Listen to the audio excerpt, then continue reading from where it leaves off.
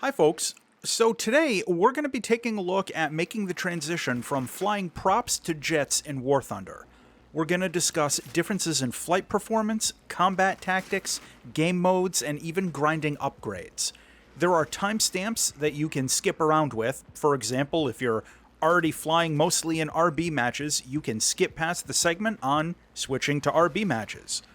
The direct comparison I'm using for this video is the P-51H 5NA, one of the best props in the game, and the F-84B 26, a fairly average entry-level jet fighter.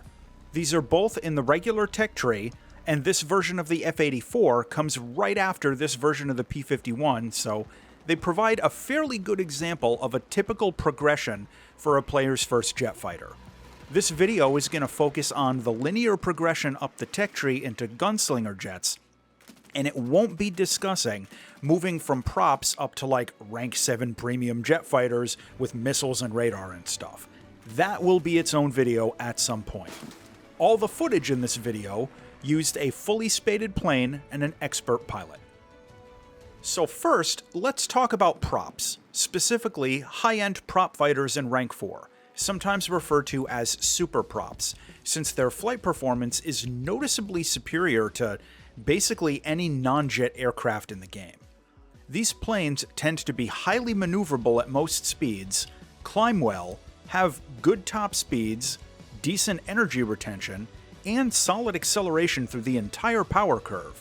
If you've been playing these planes, you're probably accustomed to having some major flexibility where you can throw yourself into a heavy furball dogfight, do boom and zoom stuff from high altitude, fly out as close air support, doing hot dog flying over the battlefield, and just generally enjoying a really high performance plane. Almost all of that is going to change when you move up to jets. Right now, we're looking at the P-51H 5NA. This is arguably the best prop fighter in the regular American tech tree. As you can see in the footage, you can do almost anything in this plane. You can do vulture tactics from high altitude, you can do slow crawl rate fights, you can do conventional furball dogfighting, pretty much whatever. You'll also notice that this clip is from arcade battles, which also tends to draw mixed reactions. The fact of the matter is, the majority of players in the prop tiers fly arcade battles over realistic. I'm not making any judgment, it's just the math that more people fly arcade over realistic. There are a lot of possible reasons for this, but my personal theory is just that arcade battles are faster paced, you get the lead indicator, you can rack up insane kill counts, and you can fly a lineup of more than one vehicle.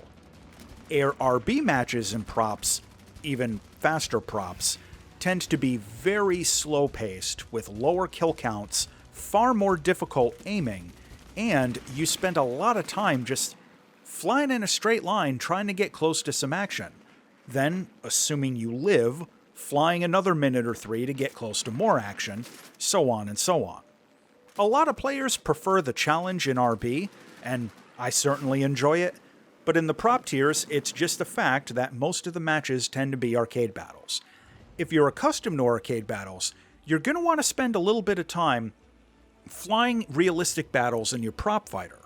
The reason is, this dichotomy of like more people playing one game mode over the other gets reversed in the jet tiers, with far more people playing realistic battles over arcade battles the further you go up the tech tree.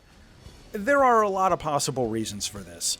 In my opinion, it's just because high-tier arcade jet matches tend to be a toxic waste dump of spawn camping and cheaters, but your mileage may vary. Lastly, you're also going to notice a huge difference in queue times as you move up in BR.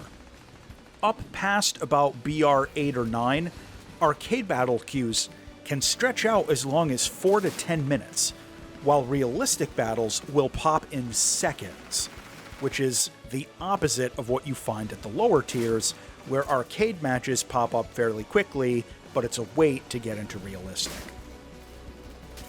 So, as a major topic, let's talk about that, switching to realistic battles. If you haven't played RB at all, there are some significant differences to know about right up front.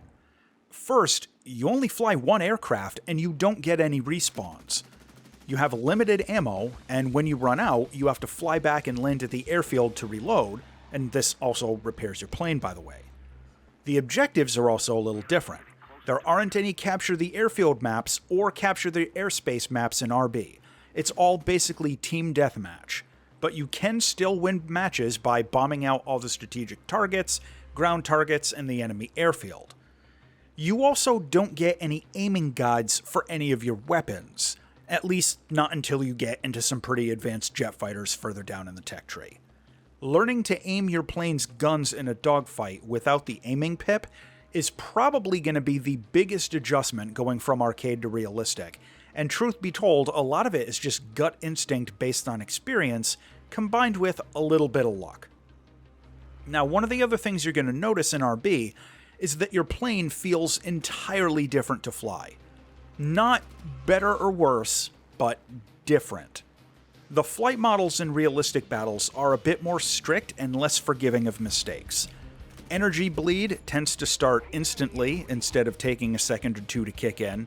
Engine power curves are more linear instead of being almost instantaneous. And control response depends a lot more on flight speed than it does in arcade battles. On that note, control lockup at high speeds, sometimes called control compression, like in a dive, are a lot more pronounced, and also in the realistic battles game mode, it's going to let you fly your plane past the red line and rip its wings off from high speed. Try it in a test flight. Climb up to max altitude and dive straight down. Your plane is just going to fall apart very quickly. In terms of gameplay in realistic battles, one of the other huge changes is that the fight tends to get really small over time. Now think about this. In arcade battles, most players have a lineup of multiple vehicles, right? So, like in a 16-person match, you're probably going to have like 12 or more planes up at any given time. Well, in realistic battles, once somebody is shot down one time, they're out of the match. So the number of players can go down sometimes really quickly, and it never goes back up. This results in much lower kill totals overall, and sometimes you end up spending a lot of time flying from place to place because instead of having a lot of players scattered all over the map for most of the match like in arcade, towards the end of a match in realistic, you often end up with a very small number of players who aren't especially close together, and you have to fly a bit to get in range for combat. It's also worth noting that positioning tactics tend to matter a hell of a lot more in realistic, mostly due to the flight model changes I mentioned a minute ago, since reversing a positional advantage or an energy advantage is a lot more difficult than it is in arcade battles. Again, to reiterate, my reasoning for mentioning all this is that the majority of players focus on realistic battles at the higher tiers, so if you haven't been flying in RB very much, this is a good time to start getting accustomed to it, and gradually phase yourself over as you get higher up the tech tree. Alright, now let's actually get into a jet fighter. Here, I've got the F-84 in arcade battles.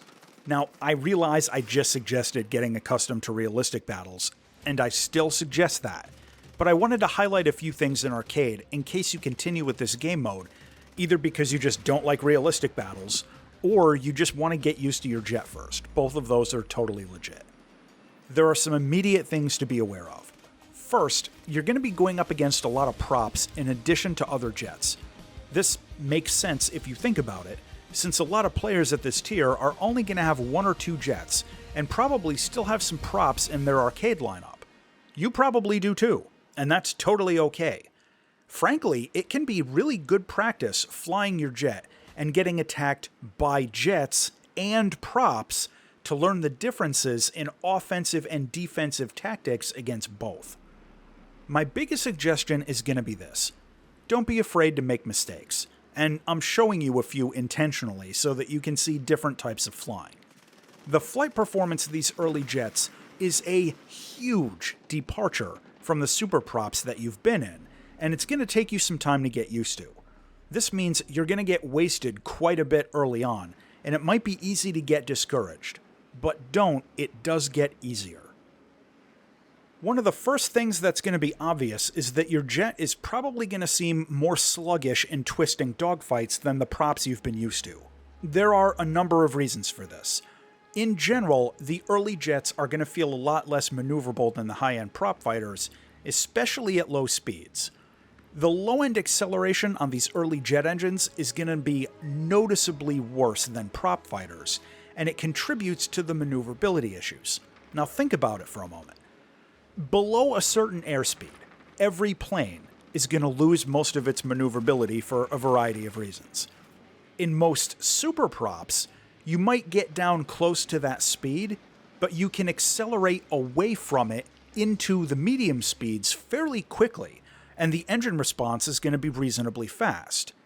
In these early jets, the low-speed acceleration is usually far worse, so if you get down into those low speeds, it takes longer to get your energy back. And if you're stuck in a prolonged fight, you might not get the chance to fly straight and level or go into a dive to regain some speed. So it might feel like you're stuck in these agonizing slow crawl rate fights in a plane that can't turn. Plus, some of the early jets just have crappier energy retention in tight turns than the props you're coming out of, and their turn rate isn't as tight to begin with at most speeds. The good news is that the top-end speed is going to be notably better than prop fighters, and jets tend to retain more of their performance at higher altitudes, both of which provide a lot of obvious benefits. Now, something else to mention briefly before we move on. The takeoff and landing performance in early jet fighters is going to seem awful compared to high-end props. And it is. Expect much longer takeoff runs and much higher landing speeds. You're not doing anything wrong. This is normal for entry-level jets. Another big thing to discuss is combat tactics. The big secret with these low-level jets is usually going to be get fast and stay fast.